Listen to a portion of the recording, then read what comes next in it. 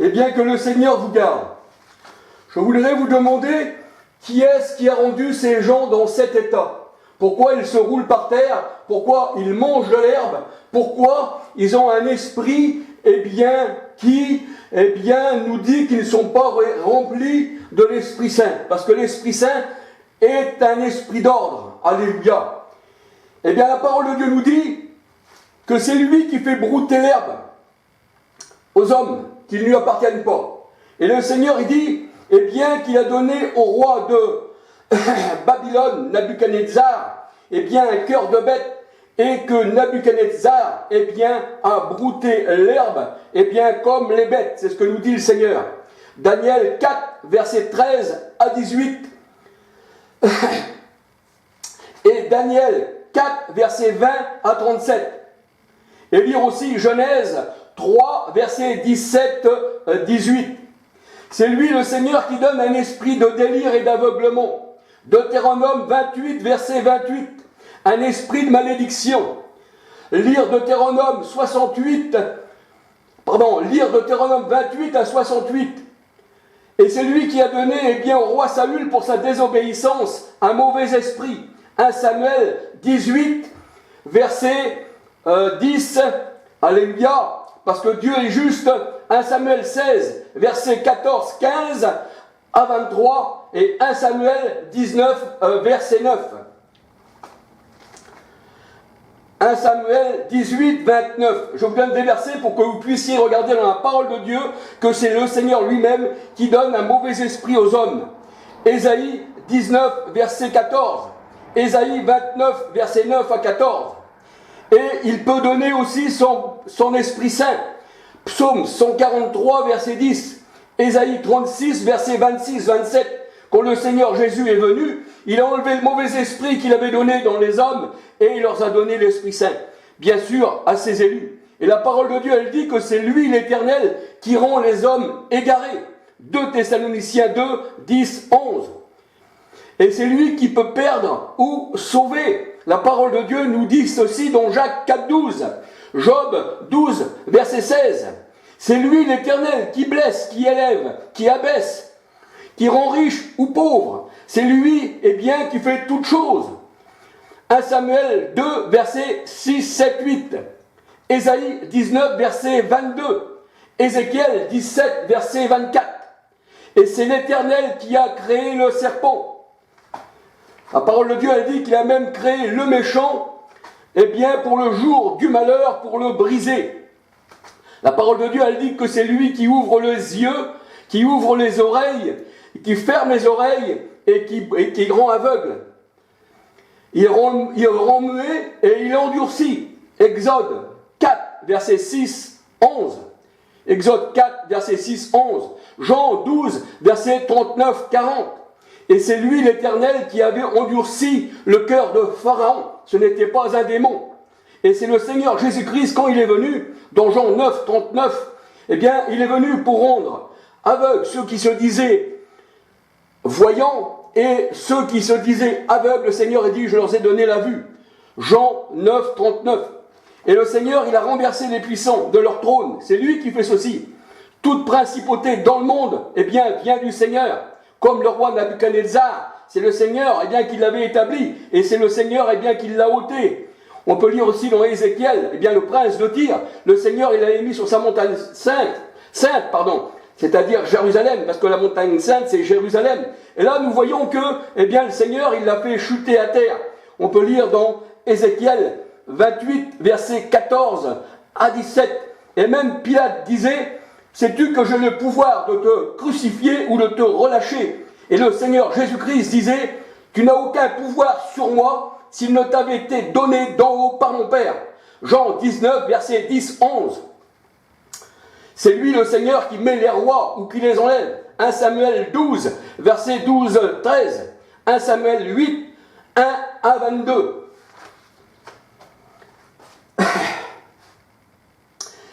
Il élève les humbles et il renvoie les riches. Avide, Luc 1, verset 51, 52, 53. Daniel 2, verset 21, 22. Daniel 4, versets 30 à 37, Daniel 5, versets 20 à 21, 26, 27, 28. Et c'est lui, l'Éternel, qui fait un vase de déshonneur ou un vase d'honneur. Le vase de déshonneur ne vient pas d'un démon, c'est le Seigneur qui l'a fait comme ceci. Et qui peut résister à sa volonté, disait Paul. Et pourquoi blâme-t-il encore? Romains 9, versets 19 à 24. Et la parole de Dieu, elle dit que c'est Dieu lui-même qui choisit l'homme avant sa naissance. Romains 9, versets 11 à 13. Et qui choisit l'homme avant sa naissance, mais aussi avant sa naissance qui le rejette. Romains 9, versets 11 à 13. Et il fait miséricorde à qui il veut, et il endurcit qui il veut. Romains 9, verset 18. Exode 7, verset 3. Romains 11, verset 7, 8, 9, 10. Et la parole de Dieu, elle nous dit qui est l'auteur des malheurs. Qui est l'auteur des malheurs? Est-ce qu'il y a un malheur qui arrive dans une ville sans que l'Éternel n'en soit l'auteur? Amos 3.6. Amos 3.6. Ésaïe 45, verset 7. Lamentation 3, verset 37-38.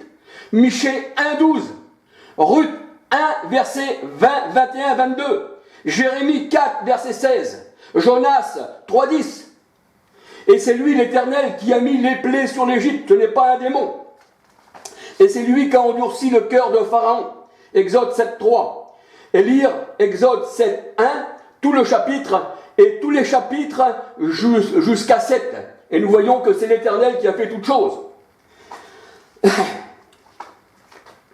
Et la parole de Dieu a dit, qui bénit ou qui maudit? Le Seigneur a dit, c'est moi qui fais ces choses. Deutéronome 28, 1 à 68. Genèse 12, verset 3. Il disait, eh bien, à Abraham, je bénirai celui qui te bénit, mais je maudirai celui qui te maudit. Qui donne les ulcères, les hémorroïdes, la gale et la teigne. Deutéronome 28, 27. Si ce n'est moi l'Éternel. Qui est-ce qui renverse et qui ne sera point rebâti? Et qui est-ce qui enferme et qui ne sera point délivré, si ce n'est l'Éternel? Job 12, verset 14. Qui trouble la maison, eh bien, des juges? Eh bien, le Seigneur dit, c'est moi l'Éternel. Job 12, verset 17 à 25. Et la parole de Dieu, elle dit, qui est celui qui tient dans sa main l'âme de tout ce qui vit, le souffle de toute chair? Eh bien, c'est le Seigneur. Job 12, verset 10. Et qui agit selon le cœur de l'homme, si ce n'est encore l'Éternel? Psaume 18, versets 25 à 27. Et qui a mis Job à l'épreuve sur l'accusation d'un adversaire? Parce qu'adversaire veut dire simplement quelqu'un qui se met contre. Et là, on voit que l'adversaire, il disait au Seigneur, étends ta main. Là, il dit, étends ta main au Seigneur. C'est pas lui, l'adversaire, qui a étendu sa main. C'est lui qui disait au Seigneur, l'adversaire, étends ta main et touche à tout ce qui lui appartient, et je suis sûr qu'il te maudira en face. Job 1, verset 11. Voyons ce qui arrive. Voyons ce qui arrive à Job.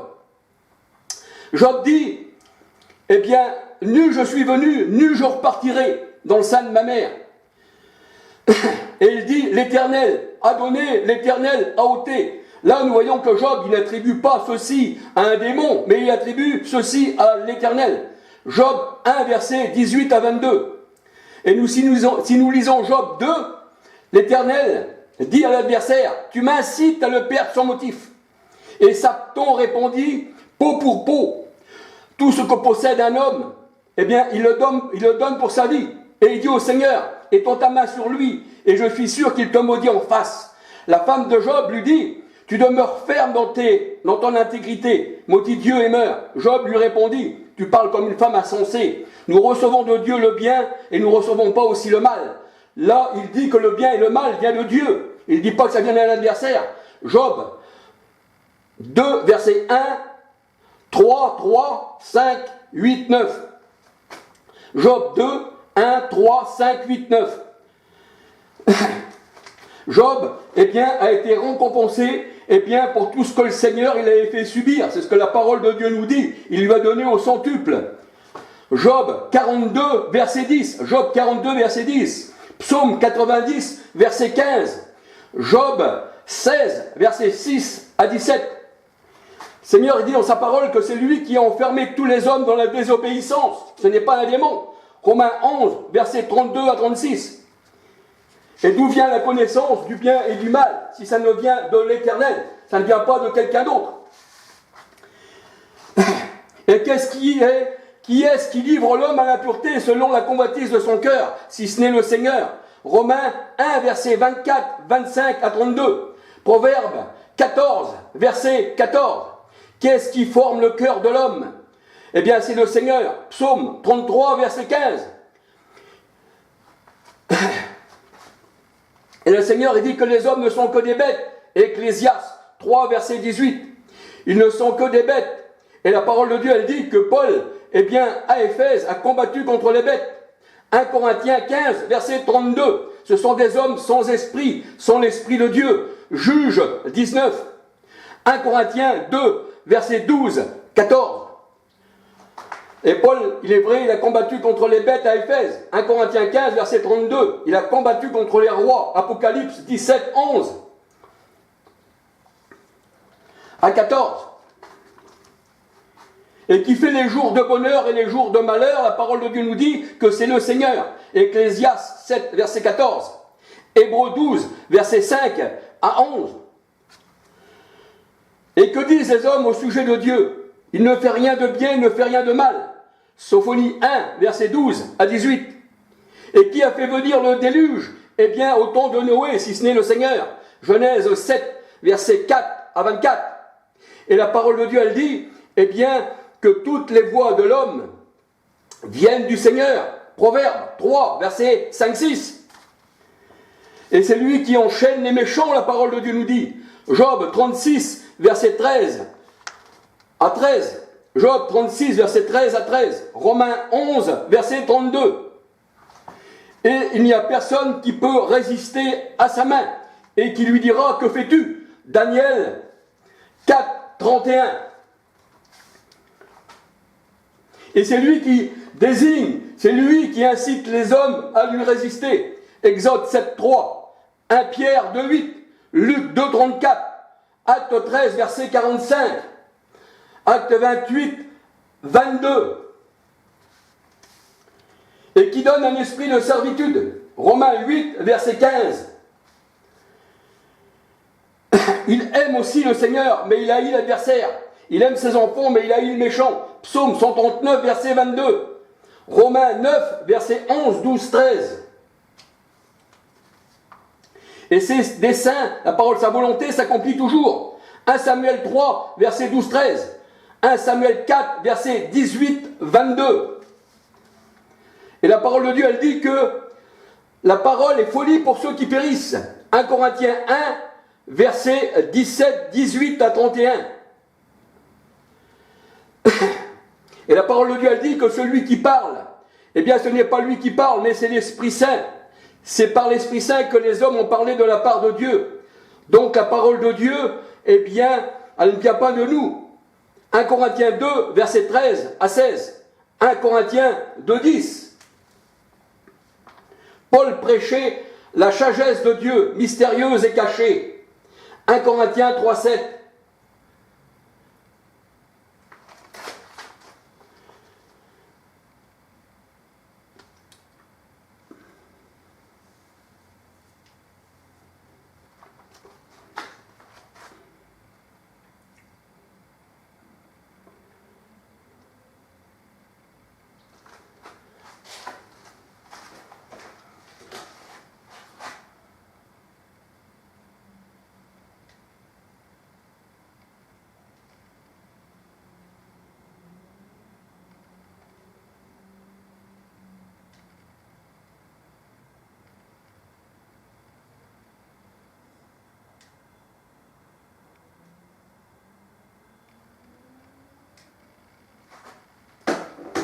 Excusez-moi, je croyais que la caméra était terminée.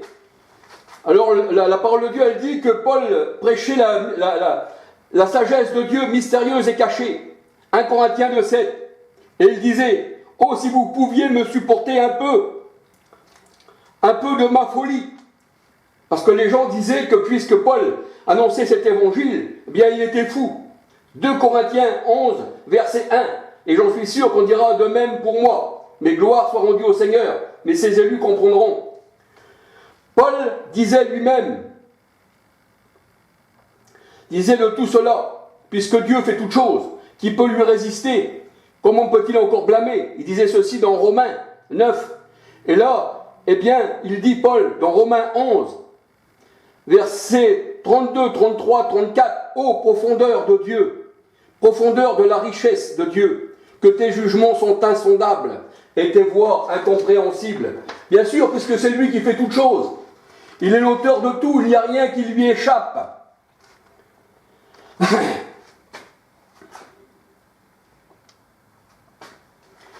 Et je vous invite, pour en savoir plus, à moins que vous me preniez pour un fou, mais si vous me prenez pour un intelligent du Seigneur, parce que c'est le Seigneur qui parle à travers ses élus, eh bien je vous invite à regarder, si vous le voulez bien, mes vidéos sur YouTube. Dieu Tout-Puissant, 8 vidéos. Dieu Tout-Puissant, je parle plus profondément de tout cela. Je parle aussi que les démons n'existent pas. Je ne dis pas les esprits impurs, parce que c'est le Seigneur qui les a mis dans l'homme, et c'est le Seigneur qui les enlève. Mais les démons n'existent pas. Voir toutes mes vidéos. Et voir aussi Incompréhensible voix de Dieu. Il y a plusieurs aussi vidéos. Et aussi, Pasteur explique ceci. Il y a 2 vidéos. Regardez aussi, Race de serpents. J'ai aussi plusieurs vidéos qui traitent de ce sujet. Et les animaux sous les pieds de Christ. Il y a plusieurs vidéos. Et regardez aussi, eh bien, le bouc émissaire. Et il faut suivre, bien sûr, les vidéos dans l'ordre. Et pour ceci, eh bien, j'ai mis des lettres, 1, 2, 3, 4. Ça, je sais bien que vous l'avez déjà compris, mais il est bon aussi encore de le dire. Eh bien, je dis ceci pour que vous puissiez comprendre les vidéos. Et voir aussi la vidéo de Chora tu es tu, l'animalité de la chrétienté. Et vous allez voir, eh bien, que tout ceci, que c'est le Seigneur, eh bien, qui met les gens bien dans ce délire. Parce que le Seigneur, il a pouvoir sur toute chose. Il ne donne pas sa gloire à un autre. Et il n'y a pas quelqu'un d'autre à côté de lui qui ferait le mal, et puis quelqu'un d'autre à côté de lui qui ferait le bien. Le Seigneur, il est tout puissant dans toutes choses. C'est pour ça que la parole de Dieu nous dit, eh bien, si Dieu est pour nous, qui sera contre nous? Non, il n'y a plus de condamnation pour ceux qui sont en Christ. Romains 8, verset 1. Alors si on est des élus de Dieu, on ne recevra pas tout ce qui a écrit là. On reconnaîtra que la bénédiction du Seigneur. Alors là, les hommes et les femmes qui mangent de l'herbe et de délire et qui se jettent à terre, cela vient du Seigneur et non d'un soi-disant démon. Et les sectes ne peuvent pas recevoir, eh bien, ce que le Seigneur lui-même, eh bien, veut pour ses élus.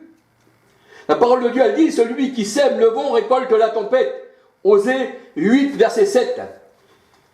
Et nous savons que la tempête, eh bien, c'est le Seigneur. Vous savez qu'à la Pentecôte, eh bien, dans Acte de 4, Acte de 1 à 4, nous voyons qu'il y avait, eh bien, comme une tempête, et des flammes de feu se posaient sur chacun des disciples. Et elles furent remplies de l'Esprit Saint. Le Seigneur avait enlevé l'esprit de folie du monde qu'il y avait dans les disciples et leur avait donné, eh bien, son Esprit Saint. La condamnation, eh bien, d'Adam était enlevée. Parce que le Seigneur, il dit dans la parole de Dieu, eh bien, dans Romains 5, 12, 13, que par le premier homme, Adam, eh bien, le péché était rentré dans le monde. Et par Christ, eh bien, cet esprit impur a été enlevé. Et c'est pour ça qu'à la Pentecôte, les disciples ont reçu le Saint-Esprit. Gloire au Seigneur. Et la parole de Dieu, elle dit que les adversaires sont nombreux, mais ils sont voués, eh bien, à manger de l'herbe comme les bêtes, à ne pas comprendre la parole de Dieu, à avoir un esprit de délire. Et le Seigneur, il dit, quand il est venu dans le monde, eh bien, cet enfant sera un sujet de contradiction pour ceux qui périssent. Luc 2, verset 34. Acte 28, verset 20. Acte 13, 8, 9, 10, 11, 12. Et la parole de Dieu, elle dit qu'ils sont destinés, eh bien, à résister au Seigneur. Et le Seigneur, il les a destinés, eh bien, à cela. 1 Pierre 2, versets 8, 9. Alléluia. Alors, je vous invite à regarder le reste de la vidéo de Shura qui es-tu? Alléluia. Excusez-moi. Excusez-moi pour la vidéo qui n'est pas de qualité excellente. Ce qui compte, c'est la parole du Seigneur. Vous voyez, quand il déborde, mes amis, c'est vraiment théâtral. Donc là, c'est grave. Vous avez vu, dans les églises, hein, il y a des chiens. Je ne sais pas, je crois que vous avez vu les images. La parole dit qu'il y a des animaux dans les églises. Hein, ben là, vous en avez là. Vous en avez. On continue, mes amis. Et donc, on nous parle de. En fait, ces animaux, c'est. Il y a des truies, il y a des porcs, il y a des chiens, il y a des loups. Paul dit dans Acte 20, hein, il dit qu'il y aura des loups dangereux qui ne vont pas épargner les brebis, hein, qui vont enseigner les doctrines étrangères. C'est pas moi qui le dis. Hein, regardez ici. Et donc, un pasteur qui demande à ses fidèles, parce que ce ne sont pas les fidèles du Seigneur, hein, de sortir dehors pour aller brouter. Parce qu'ils reconnaissent leur animalité. Voilà, regardez bien, ils courent, hein, regardez bien. Ils courent dehors, ils vont aller, regardez, ils se jettent dans l'herbe pour aller brouter. Regardez-moi ça. Regardez-moi ça, mes amis. Regardez-moi ça.